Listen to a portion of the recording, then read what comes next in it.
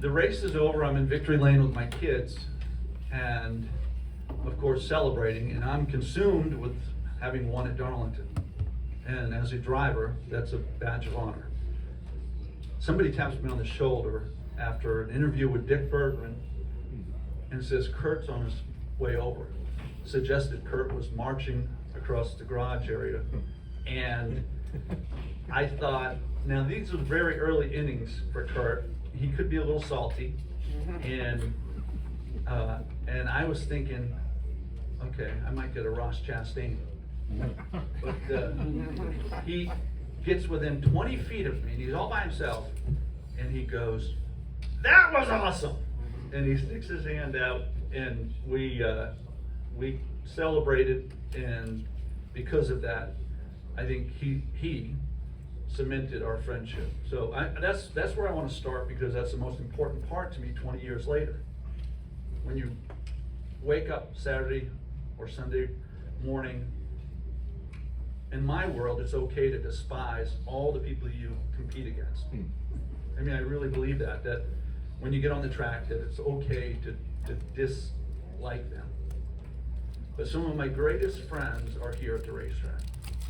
And we opposed each other week after week. And this guy's become one of them.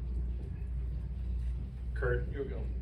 You know, what made that such an awesome finish? I mean, because, you know, generally race car driver finishes second place. They're not smiling from ear to ear. But I saw the video. You were smiling from ear to ear, and you're still talking about it 20 years later. What made that finish so awesome from your perspective?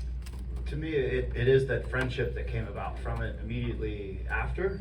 But leading into it, the 10 laps before that finish, he had no idea. Rickey Craven had no idea that I was starting to run out of power steering fluid, but I never really wanted that to be part of the story. I was just going to wrestle the car, I was going to get to victory lane, and then I was going to talk to the engine department about things afterwards. And each lap that went by, Rickey's car is just getting bigger and bolder in the mirror, and he caught me with 3 to go and thought he was just going to do the normal.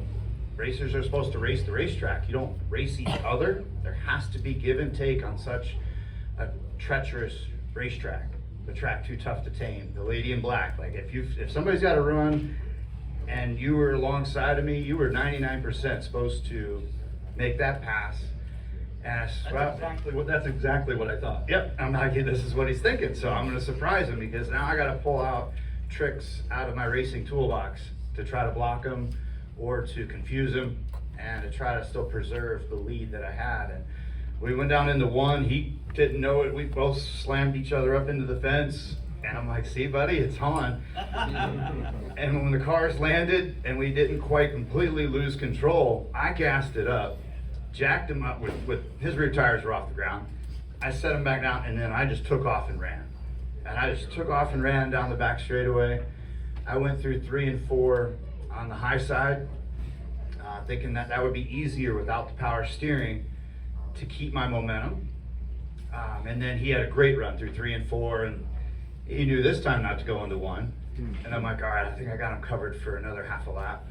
All right, so we came off turn 2, and I was still behind on steering and got the car to set. It wasn't like a block to the inside, it was just I'm behind on steering, but maybe it was to confuse him. And now I'm going into turn 3, and I need to go low. I need to go low just to confuse him again, because that will then force him up high where he wasn't the lap before, because that's where I was. I went down into turn 3, and the car just never turned. It just went up. I had to lift extra, I had to grab more wheel. I went back to gas, just trying to, this is last lap, I just got to get to the line. And when I pulled it back to the right, the car just did this long wiggle. And then I was actually loose for a second without the power steering. And when it came off turn 4, the wheel went out of my hand straight into his door, and we locked together.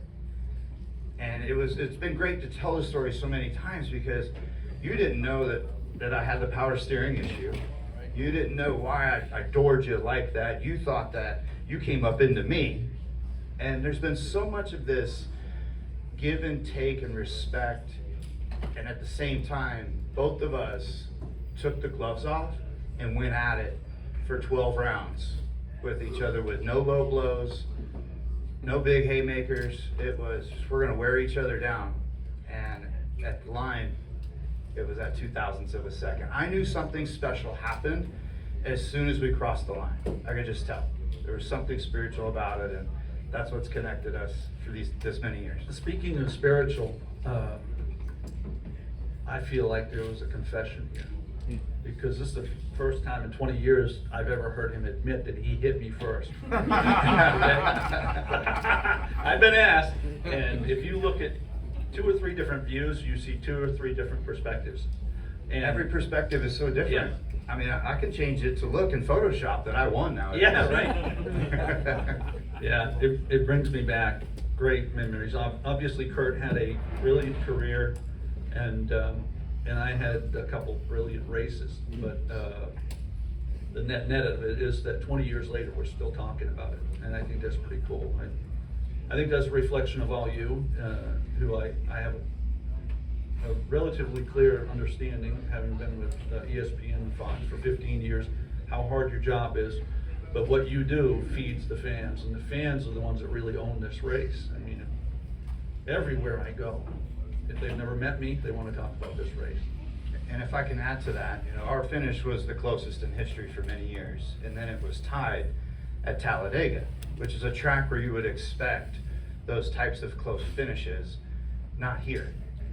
And the media, the fans, and everyone still absorbs this, though, as the closest finish. It was almost like that Talladega 2011. No, the Darlington story is way better. You and I are deep thinkers. We've never had this conversation, right? We're deep, we're deep thinkers. We've won this race 600 times. But technically, just so we're on the same page, okay, as far as time, they might have matched our closest finish. But I talked to a few engineers that said because the average speed at Talladega is higher, the distance between first and second was more. Further, yeah.